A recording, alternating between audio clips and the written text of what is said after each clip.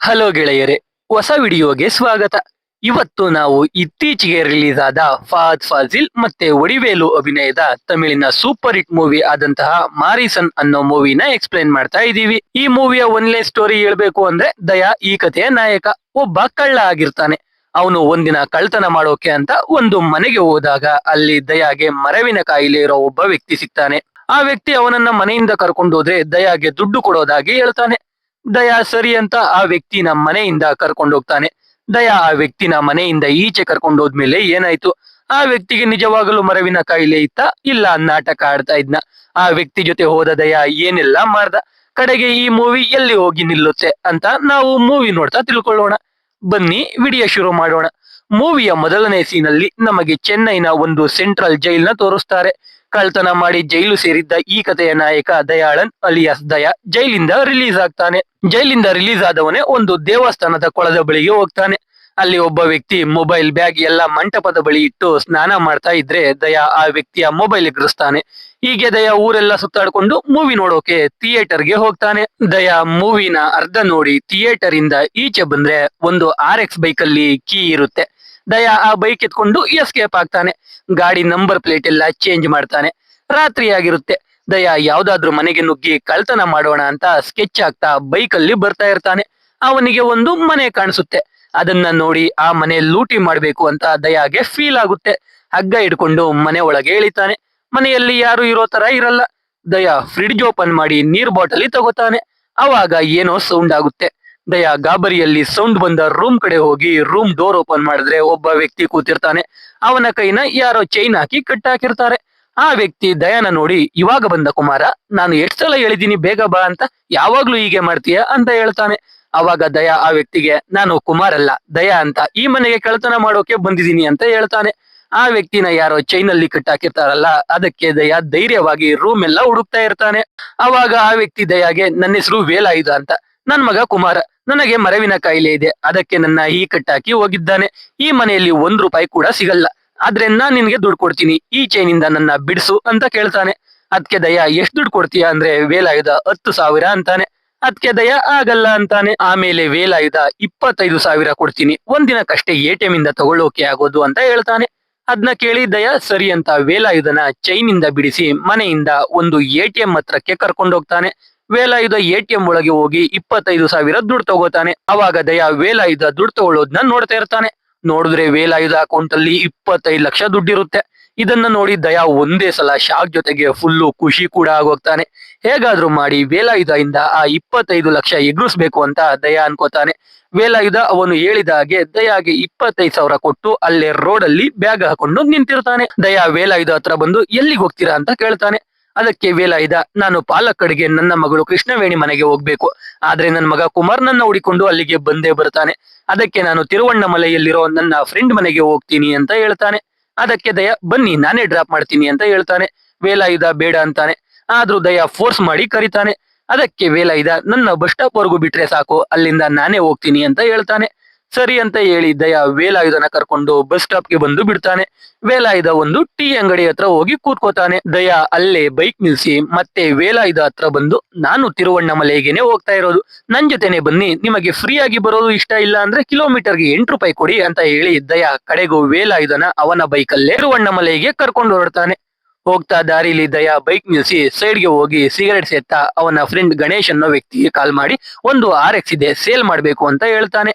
ಅವಾಗ ಗಣೇಶ್ ದಯಾಗೆ, ಎಷ್ಟು ದಿನ ಅಂತ ಚಿಕ್ಕ ಪುಟ್ಟ ಕಳ್ತನ ಮಾಡ್ತೀಯ, ನನ್ ಜೊತೆ ಸೇರ್ಕೋ, ದುಡ್ಡು ಮಾಡ್ಬೋದು ಅಂತ ಹೇಳ್ತಾನೆ. ಅವಾಗ ದಯಾ, ಇವಾಗ ಒಂದು ದೊಡ್ಡ ಡೀಲ್ ಮಾಡ್ತಾ ಇದೀನಿ ಅಂತ ಹೇಳ್ತಾ ಇರ್ತಾನೆ.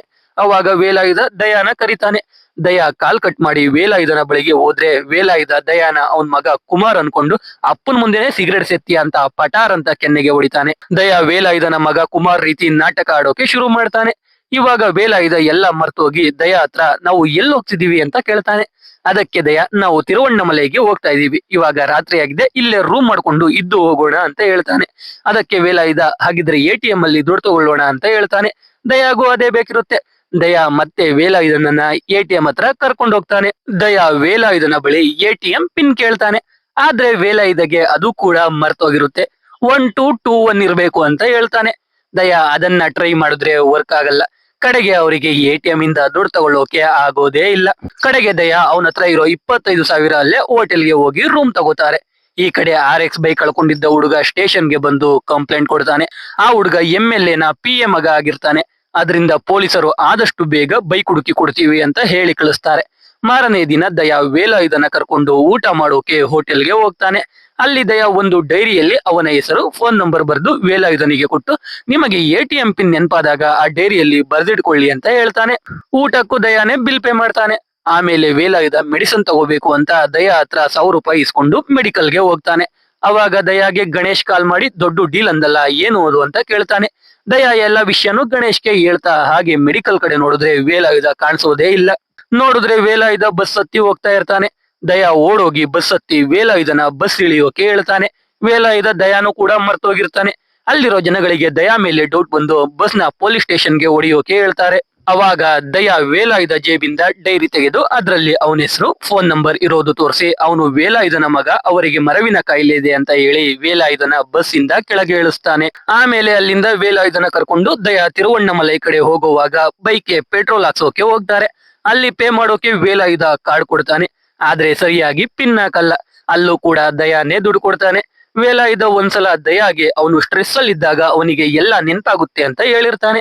ಅದಕ್ಕೆ ದಯಾ ರೋಡಲ್ಲಿ ಹೋಗುವಾಗ ಒಂದು ಆಡು ಮರಿಗೆ ಗುದ್ಬಿಡ್ತಾನೆ. ಅವಾಗ ಮೇಕೆ ಮೇಯಿಸ್ತಿದ್ದವರು ದುಡ್ಡು ಕೇಳ್ತಾರೆ. ದಯಾ ಹತ್ರ ದುಡ್ಡಿರಲ್ಲ. ಅದಕ್ಕೆ ದಯಾ ವೇಲಾಯುಧ ಹತ್ರ ಕಾರ್ಡ್ ಇಸ್ಕೊತಾನೆ. ಇವಾಗ ವೇಲಾಯುಧ ಪಿನ್ ನಂಬರ್ 1234 ಇಲ್ಲ 4321 ಇರ್ಬೇಕು ಅಂತ ಹೇಳ್ತಾನೆ. ದಯಾ ಸರಿ ಅಂತ ವೇಲಾಯುಧನ ಅಲ್ಲೇ ಬಿಟ್ಟು ಕಾರ್ಡ್ ತಗೊಂಡು ATMಗೆ ಹೋಗಿ ಪಿನ್ ಎಂಟರ್ ಮಾಡ್ತಾನೆ. ಪಿನ್ ವರ್ಕ್ ಆಗುತ್ತೆ. ದಯಾ ಫುಲ್ಲು ಖುಷಿಯಾಗೋಗ್ತಾನೆ. ನೋಡಿದ್ರೆ ಅಕೌಂಟ್ ಅಲ್ಲಿ ಬರೀ 8,000 ಇರುತ್ತೆ. ಇದನ್ನ ನೋಡಿ ದಯಾ ಶಾಕ್ ಆಗೋಗ್ತಾನೆ. ಆ 8,000 ತಗೊಂಡು ಬಂದು ದಯಾ ಆ ಆಡಿನ ಕಡೆಯವರಿಗೆ ಕೊಡೋಕೆ ಹೋಗ್ತಾನೆ. ಅಷ್ಟರಲ್ಲಿ ವೇಲಾಯುಧ ಅವರಿಗೆ ದಯಾ ಪೊಲೀಸ್ ಆಫೀಸರ್ ಅಂತ ಹೇಳಿರ್ತಾನೆ. ಯಾಕಂದ್ರೆ ವೇಲಾಯುಧನ ಮಗ ಕುಮಾರ್ ಪೊಲೀಸ್ ಆಫೀಸರ್ ಆಗಿರ್ತಾನೆ. ಅದಕ್ಕೆ ವೇಲಾಯುಧ ದಯಾನ ಅವನ ಮಗ ಅನ್ಕೊಂಡು ಪೊಲೀಸ್ ಅಂತ ಹೇಳಿರ್ತಾನೆ. ಅದಕ್ಕೆ ಆಡಿನ ಕಡೆಯವರು ಹೆದರ್ಕೊಂಡು ದುಡ್ಡು ಇಸ್ಕೊಳ್ಳದೆ ದಯಾನ ಬಿಟ್ಬಿಡ್ತಾರೆ. ಇಲ್ಲಿ ದಯಾಗೆ ಒಂದು ವಿಷಯ ಗೊತ್ತಾಗುತ್ತೆ. ಅದೇನೆಂದ್ರೆ ವೇಲಾಯುಧ ಬಳಿ ಒಂದು ATM ಕಾರ್ಡ್ ಅಲ್ಲ, 2 ATM ಕಾರ್ಡ್ ಇದೆ ಅಂತ. ಅವಾಗ ದಯಾಗೆ 25 ಲಕ್ಷ ಇರೋದು ಬೇರೆ ಅಕೌಂಟ್ ಅಲ್ಲಿ ಅಂತ ಗೊತ್ತಾಗಿ ವೇಲಾಯುಧನ ಕರ್ಕೊಂಡು ಅಲ್ಲಿಂದ ಹೊರಡ್ತಾನೆ. ರಾತ್ರಿ ಆಗುತ್ತೆ. ತಿರುವಣ್ಣಮಲೈಯಿಂದ ಸ್ವಲ್ಪ ದೂರದ ಊರಲ್ಲಿ ಹೋಗುವಾಗ ವೇಲಾಯುಧ ಸುಸ್ತಾಗಿದೆ ಅಂತ ಗಾಡಿ ನಿಲ್ಸೋಕೆ ಹೇಳ್ತಾನೆ. ವೇಲಾಯುಧ ಗಾಡಿಯಿಂದ ಇಳಿದು ಅಲ್ಲೇ ಕೂತ್ಕೊಂಡು ಇದು ಯಾವ ಊರು ಅಂತ ದಯಾ ಹತ್ರ ಕೇಳ್ತಾನೆ. ಆ ಊರ ಹೆಸರು ಈಚಂಪಟ್ಟಣ ಅಂತ ದಯಾ ಹೇಳ್ತಾನೆ. ಅವಾಗ ವೇಲಾಯುಧ, ಈ ಊರಲ್ಲಿ ನನಗೆ ಸುಬ್ರಹ್ಮಣಿ ಅಂತ ಫ್ರೆಂಡ್ ಇದ್ದಾನೆ, ಪಕ್ಕದ ಅಂಗಡಿಗೆ ಹೋಗಿ ಅವನ್ ಮನೆ ಎಲ್ಲಿ ಅಂತ ವಿಚಾರಿಸು, ಅವನ್ ಮನೆಯಲ್ಲೇ ಇದ್ದು ಬೆಳಿಗ್ಗೆ ಎದ್ದು ಹೋಗೋಣ ಅಂತ ಹೇಳ್ತಾನೆ. ದಯಾ ಅಂಗಡಿಗೆ ಹೋಗಿ ಸುಬ್ರಹ್ಮಣಿ ಮನೆ ಗೊತ್ತಾ ಅಂತ ಕೇಳ್ತಾನೆ. ಅದಕ್ಕೆ ಅಂಗಡಿಯವನು 3 ಮನೆ ಇದಾವೆ ಅಂತಾನೆ.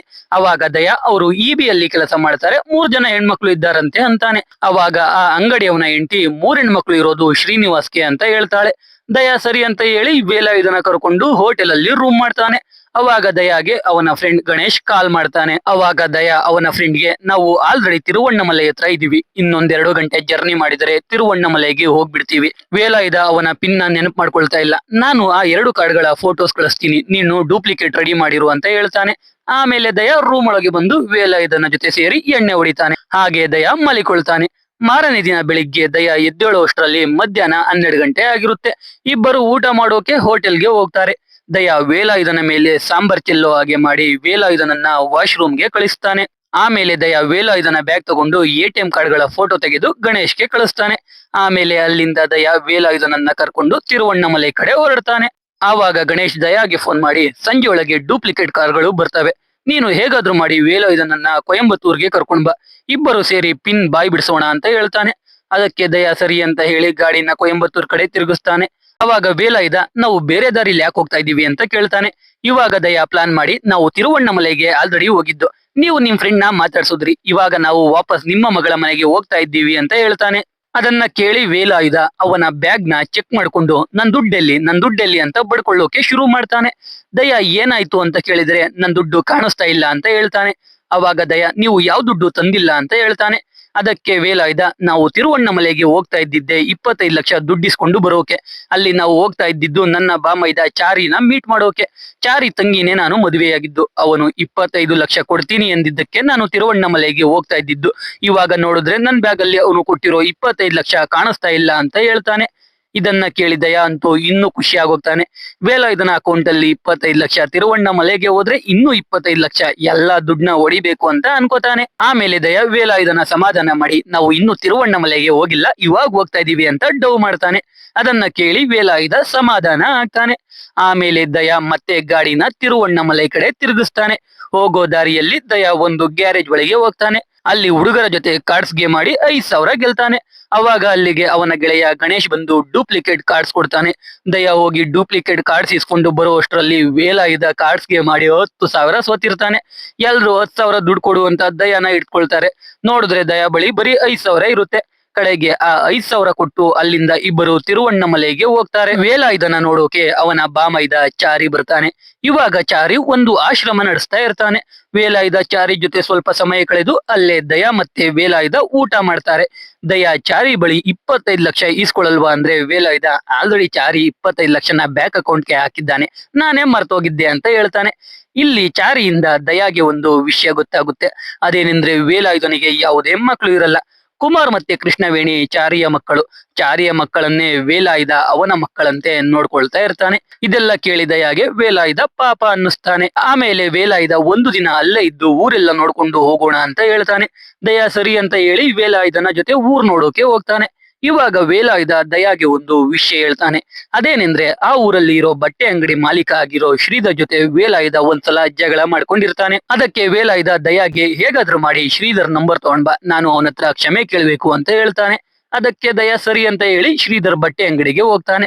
ಅಲ್ಲಿ ರಿಸೆಪ್ಷನಿಸ್ಟ್ ಹತ್ರ ನಂಬರ್ ಕೇಳಿದ್ರೆ ಅವರು ಕೊಡಲ್ಲ. ಅದಕ್ಕೆ ದಯಾ ಒಂದು ಐಡಿಯಾ ಮಾಡಿ ಅದೇ ಅಂಗಡಿಯಲ್ಲಿ ಬಟ್ಟೆ ತಗೊಂಡು ಬಿಸ್ನೆಸ್ ಮ್ಯಾನ್ ತರ ರೆಡಿಯಾಗಿ ಅಲ್ಲೇ ಒಂದು ಫೋನ್ ಕದ್ದು ಶ್ರೀಧರ್ ಜೊತೆ ಕ್ಲೋಸ್ ಆಗಿ ಮಾತಾಡ್ತಾ ಇರೋ ತರ ನಾಟಕ ಆಡ್ತಾ ರಿಸೆಪ್ಷನ್ ಹತ್ರ ಬರ್ತಾನೆ.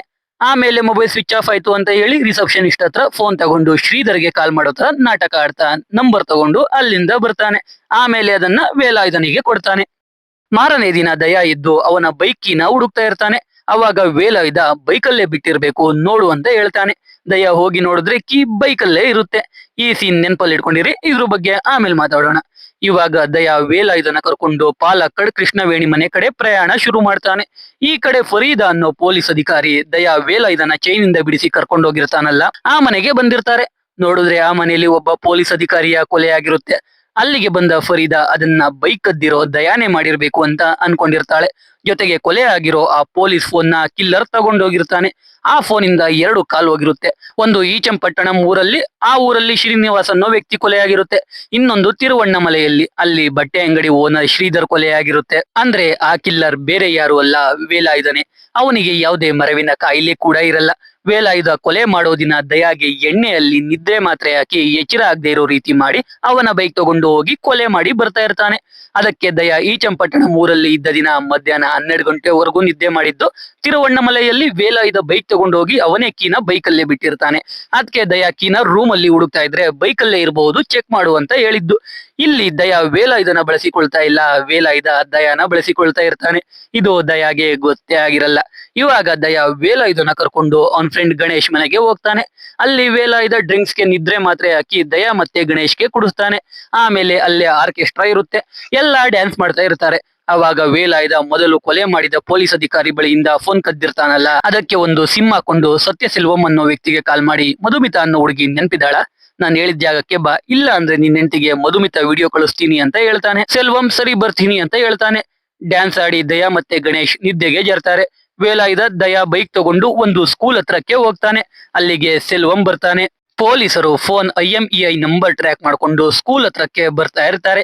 ಇಲ್ಲಿ ನಮಗೆ ಗೊತ್ತಾಗುತ್ತೆ ಈ ಸೆಲ್ವಂ ಒಬ್ಬ ಟೀಚರ್ ಆಗಿರ್ತಾನೆ.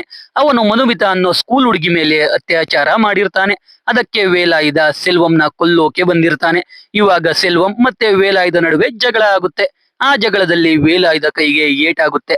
ಆದ್ರೂ ವೇಲಾಯುಧ ಸೆಲ್ವಂಗೆ ಹೊಡೆದು ಅವನ ಪಂಚೆ ಕಿತ್ತು ಧ್ವಜಸ್ತಂಭಕ್ಕೆ ಪಂಚೆಯಲ್ಲಿ ಸೆಲ್ವಂನ ಕಟ್ಟಾಕ್ತಾನೆ. ಸೆಲ್ವಂ ವೇಲಾಯುಧ ಬಳಿ ಬಿಟ್ಬಿಡಿ, ತಪ್ಪಾಯ್ತು ಅಂತ ಬೇಡ್ಕೊಳ್ತಾ ಇರ್ತಾನೆ. ಅದಕ್ಕೆ ವೇಲಾಯುಧ ಮಧುಮಿತಾ ತಾಯಿಗೆ ಕಾಲ್ ಮಾಡಿ ಅವ್ರ ಹತ್ರ ಸಾರಿ ಕೇಳು, ಅವರು ಕ್ಷಮಿಸಿದ್ರೆ ಬಿಟ್ಬಿಡ್ತೀನಿ ಅಂತಾನೆ. ಮಧುಮಿತಾ ತಾಯಿ ಸೆಲ್ವಂ ವಾಯ್ಸ್ ಕೇಳ್ತಿದ್ದಂಗೆ ಕಾಲ್ ಕಟ್ ಮಾಡ್ಬಿಡ್ತಾಳೆ. ಸೆಲ್ವಂ ಜೊತೆ ಅರುಣ್ ಅನ್ನೋ ಅವನ ಗೆಳೆಯ ಕೂಡ ಮಧುಮಿತಾ ಮೇಲೆ ಅತ್ಯಾಚಾರ ಮಾಡಿರ್ತಾನೆ. ಸೆಲ್ವಂ ಇಂದ ವೇಲಾಯುಧ ಅರುಣ್ ನಂಬರ್ ತಗೊಂಡು ಸೆಲ್ವಂನ ಸುತ್ತಿಗೆಯಲ್ಲಿ ಹೊಡೆದು ಸಾಯಿಸ್ಬಿಡ್ತಾನೆ. ಸೆಲ್ವಂ ಸತ್ ಮೇಲೆ ಅಲ್ಲಿಗೆ ಪೊಲೀಸರು ಬರ್ತಾರೆ. ಈ ಕಡೆ ವೇಲಾಯುಧ ಫೋನ್ ಎಸ್ದು ವಾಪಸ್ ಊರಿಗೆ ಹೋಗ್ತಾನೆ. ಬೆಳಗ್ಗೆ ಆಗುತ್ತೆ. ವೇಲಾಯುಧ ಒಂದು ಜಾಗದಲ್ಲಿ ಬಿದ್ದಿರ್ತಾನೆ. ಅಲ್ಲಿಗೆ ದಯಾ ಮತ್ತೆ ಗಣೇಶ್ ಹೋದಾಗ ವೇಲಾಯುಧ ನಾನು ಬೆಳಿಗ್ಗೆ ನಡ್ಕೊಂಡು ಇಲ್ಲಿಗೆ ಬಂದೆ, ಒಬ್ಬ ಕಳ್ಳ ನನ್ನ ಫೋನ್ ಕಿತ್ಕೊಂಡು ನನಗೆ ಹೊಡೆದು ಹೋದ ಅಂತ ಡವ್ ಮಾಡ್ತಾನೆ. ದಯಾ ಮತ್ತೆ ಗಣೇಶ್ ಅದನ್ನ ನಂಬಿಡ್ತಾರೆ. ಆಮೇಲೆ ದಯಾ ವೇಲಾಯುಧನ ಕರ್ಕೊಂಡು ಪಾಲಕ್ಕಡ್ ಕಡೆ ಪ್ರಯಾಣ ಶುರು ಮಾಡ್ತಾನೆ. ಈ ಕಡೆ ಪೊಲೀಸರು ಈ ಚಂಪಟ್ಟಣಂ ಊರಲ್ಲಿ ವಿಚಾರಣೆ ಮಾಡುವಾಗ ದಯಾ ಬೈಕ್ ಅಲ್ಲಿ ಬಂದಿದ್ ವಿಷಯನ ಅಂಗಡಿಯ ವ್ಯಕ್ತಿ ಹೇಳ್ತಾನೆ. ಅವನ್ನ ಯೂಸ್ ಮಾಡ್ಕೊಂಡು ಸ್ಕೆಚ್ ಬಿಡಿಸೋಕೆ ಶುರು ಮಾಡ್ತಾರೆ. ಆಮೇಲೆ ಇನ್ಸ್ಪೆಕ್ಟರ್ ಫರೀದಾ ಮಧುಮಿತಾ ಮನೆಗೆ ಹೋಗ್ತಾರೆ. ಇಲ್ಲಿ ಮಧುಮಿತಾ ತಾಯಿ ಫರೀದಾಗೆ ಕೆಲವು ವಿಷಯ ಹೇಳ್ತಾರೆ. ಅದೇನೆಂದ್ರೆ ಸೆಲ್ವಂ ಮಧುಮಿತನ ಅತ್ಯಾಚಾರ ಮಾಡಿ ಅವನ ಫ್ರೆಂಡ್ ಅರುಣ್ ಕೈಲೂ ಅತ್ಯಾಚಾರ ಮಾಡಿಸಿರ್ತಾನೆ. ಅಷ್ಟೇ ಅಲ್ಲ, ಮಧುಮಿತಾಯಿಂದ ಅವಳ ಫ್ರೆಂಡ್ ಧನ್ಯ ಅನ್ನೋ ಹುಡುಗಿನ ಟ್ರ್ಯಾಪ್ ಮಾಡಿ ಇವಾಗ ಧನ್ಯನ ಆ ಅರುಣ್ ಅನ್ನೋ ವ್ಯಕ್ತಿ ಬೇರೆ ದೇಶಕ್ಕೆ ಕೆಲಸಕ್ಕೆ ಅಂತ ಮಾರಿರ್ತಾನೆ. ಇದರಿಂದ ಮಧುಮಿತಾ ಎಲ್ಲಾ ವಿಷಯನೂ ಅವಳ ತಾಯಿಗೆ ಹೇಳಿರ್ತಾಳೆ. ಮಧುಮಿತಾಗೆ ಒಂದು NGO ಕಡೆಯಿಂದ ಕೌನ್ಸಿಲಿಂಗ್ ಕೊಡ್ತಾ ಇರ್ತಾರೆ. ಕೌನ್ಸಿಲಿಂಗ್ ಮಾಡ್ತಾ ಇದ್ದ ಸೈಕಾಲಜಿಸ್ಟ್ ಪೊಲೀಸ್ ಕಂಪ್ಲೇಂಟ್ ಕೊಡಿ, ನಾನು ನಿಮ್ ಜೊತೆ ಇರ್ತೀನಿ ಅಂತ ಹೇಳಿರ್ತಾರೆ. ಆದ್ರೆ ಅಷ್ಟರಲ್ಲಿ ಮಧುಮಿತಾ ಅವಳಿಂದಾನೆ ಧನ್ಯ ಟ್ರ್ಯಾಪ್ ಆಗಿದ್ದು ಅಂತ ಸೂಸೈಡ್ ಮಾಡ್ಕೊಂಡು ಸತ್ತೋಗಿರ್ತಾಳೆ. ಇವಾಗ ಮಧುಮಿತಾ ತಾಯಿಗೆ ಸೆಲ್ವಂ ಕೊಲೆ ಆಗಿದ್ದಾನೆ ಅಂತ ಗೊತ್ತಾಗಿ ದೇವರಿದ್ದಾನೆ ಅಂತ ನಂಬಿಕೆ ಬರುತ್ತೆ. ಈ ಕಡೆ ದಯಾ ಪಾಲಕ್ಕಡ್ಗೆ ಹೋಗೋ ಮುಂಚೆ ವೇಲಾಯುಧನ ಅವನ ಮನೆಗೆ ಕರ್ಕೊಂಡು ಹೋಗ್ತಾನೆ. ಮನೆಯಲ್ಲಿ ಅವನ ತಾಯಿ ಇರ್ತಾಳೆ. ದಯಾಗೆ ತಂದೆ ಇರಲ್ಲ. ದಯಾ ತಾಯಿಗೆ ದಯಾ ಒಬ್ಬ ಕಳ್ಳ ಅಂತ ಗೊತ್ತಿರುತ್ತೆ.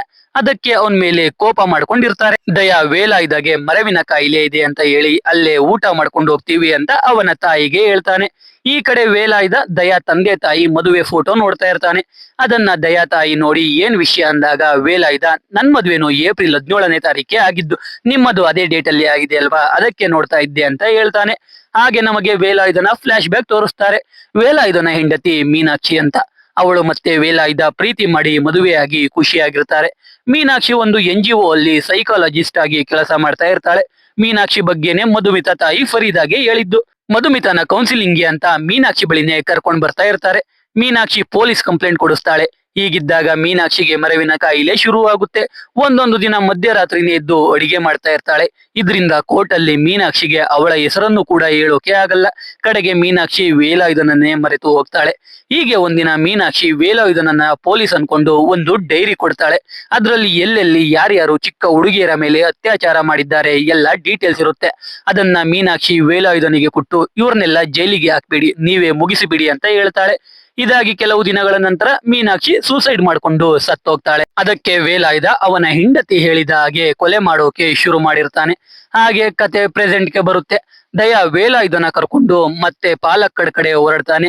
ಹೋಗೋ ದಾರಿಯಲ್ಲಿ ದಯಾ ವೇಲಾಯುಧಗೆ ನಾನು ಕಳ್ತನ ಮಾಡೋದು ಬಿಡ್ಬೇಕು ಅನ್ಕೊಂಡಿದೀನಿ ಅಂತ ಹೇಳ್ತಾ ಇರ್ತಾನೆ. ಅವಾಗ ದಯಾಗೆ ಅವನ್ ತಾಯಿ ಕಾಲ್ ಮಾಡಿ ಫೋಟೋ ಮುಂದೆ 10 ಲಕ್ಷದ ಚೆಕ್ ಇದೆ ಅಂತ ಹೇಳ್ತಾಳೆ. ಅಂದ್ರೆ ಅದು ವೇಲಾಯುಧನೇ ಇಟ್ಟಿರ್ತಾನೆ. ಅದು ಗೊತ್ತಾಗಿ ದಯಾ ಖುಷಿ ಆಗ್ತಾನೆ. ಜೊತೆಗೆ ವೇಲಾಯುಧ ಎಷ್ಟು ಒಳ್ಳೆಯವನು ಅಂತ ದಯಾಗೆ ಗೊತ್ತಾಗುತ್ತೆ. ಹೋಗೋ ದಾರಿಲಿ ರಾತ್ರಿ ಆಗಿದ್ರಿಂದ ಮತ್ತೆ ಹೋಟೆಲ್ ರೂಮ್ ಮಾಡ್ಕೊಳ್ತಾರೆ. ವೇಲಾಯುಧ ಅರುಣ್ ಜೊತೆ ಮೆಸೇಜ್ ಮಾಡೋಕೆ ವಾಶ್ರೂಮ್ಗೆ ಹೋಗ್ತಾನೆ. ಅವಾಗ ಅವರು ಆರ್ಡರ್ ಮಾಡಿದ್ದ ಫುಡ್ ಬರುತ್ತೆ. ದಯಾ ಹತ್ರ ದುಡ್ಡಿರಲ್ಲ. ಅದಕ್ಕೆ ವೇಲಾಯುಧನ ಬ್ಯಾಗ್ ತಗೊಂಡು ದುಡ್ಡು ಕೊಡ್ತಾನೆ.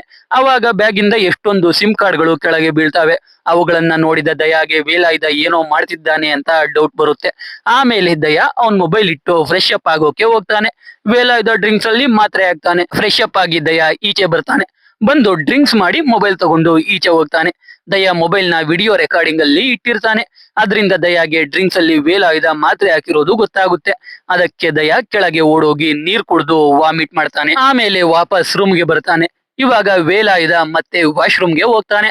ಅವಾಗ ದಯಾ ವೇಲಾಯುಧನ ಮೊಬೈಲ್ ಚೆಕ್ ಮಾಡಿದ್ರೆ ವೇಲಾಯುಧ ಅರುಣ್ ಜೊತೆ ಮೆಸೇಜ್ ಮಾಡಿರ್ತಾನೆ. ಅರುಣ್ ಹುಡುಗಿರನ್ನ ಮಾರ್ತಾನೆ ಅಂತ ಗೊತ್ತಾಗಿ ವೇಲಾಯುಧ ಹುಡುಗಿ ಬೇಕು ಅಂತ ಮೆಸೇಜ್ ಮಾಡಿರ್ತಾನೆ. ಅದನ್ನ ನೋಡಿದ ದಯಾ ವೇಲಾಯುಧ ಒಬ್ಬ ಫೆಡೋಫೈಲ್ ಅಂತ ತಪ್ಪು ತಿಳ್ಕೊತಾನೆ. ಆಮೇಲೆ ನಿದ್ದೆ ಬಂದವನ ಹಾಗೆ ಮಲಿಕೊಳ್ತಾನೆ. ಆಮೇಲೆ ವೇಲಾಯುಧ ಕ್ಯಾಬ್ ಅಲ್ಲಿ ಅರುಣ್ನ ಮೀಟ್ ಮಾಡೋಕೆ ಹೋಗ್ತಾನೆ. ದಯಾ ಅವನ್ ಬೈಕ್ ಅಲ್ಲಿ ಫಾಲೋ ಮಾಡ್ಕೊಂಡು ಹೋಗ್ತಾನೆ. ವೇಲಾಯುಧನ ಮುಂದೆ ಒಂದು ಜೀಪ್ ಹೋಗುತ್ತೆ. ಆದ್ರೆ ಅರುಣ್ ವೇಲಾಯುಧನ ಮೀಟ್ ಮಾಡೋಕೆ ಬರೋದೇ ಇಲ್ಲ. ಅದಕ್ಕೆ ವೇಲಾಯುಧ ವಾಪಸ್ ಹೋಟೆಲ್ ಕಡೆ ಬರ್ತಾ ಇರ್ತಾನೆ. ಅವಾಗ ದಯಾ ವೇಲಾಯುಧನ ಹಿಂದೆ ಬಂದು ಅವನಿಗಿಂತ ಮುಂಚೆ ಹೋಗಿ ರೂಮ್ ಲಾಕ್ ಮಾಡ್ಕೊಂಡು ನಿದ್ದೆ ಮಾಡ್ತಾ ಇರೋ ತರ ನಾಟಕ ಆಡ್ತಾನೆ. ಇದ್ರಿಂದ ವೇಲಾಯುಧನಿಗೆ ದಯಾ ಮೇಲೆ ಏನು ಡೌಟ್ ಬರಲ್ಲ. ಈ ಕಡೆ ಪೊಲೀಸರು ಅಂಗಡಿಯನ್ನು ಯೂಸ್ ಮಾಡ್ಕೊಂಡು ದಯಾನ ಸ್ಕೆಚ್ ಬಿಡಿಸ್ತಾರೆ. ಅದರಿಂದ ದಯಾನೇ ಕಿಲ್ಲರ್ ಅಂತ ಕನ್ಫರ್ಮ್ ಆಗಿ ಹೋಗ್ತಾರೆ. ಈ ಕಡೆ ದಯಾ ಗಣೇಶ್ಗೆ ಕಾಲ್ ಮಾಡಿ ಎಲ್ಲಾ ವಿಷಯ ಹೇಳಿ ಅವನ್ನ ಹೋಟೆಲ್ಗೆ ಬರೋಕೆ ಹೇಳ್ತಾನೆ.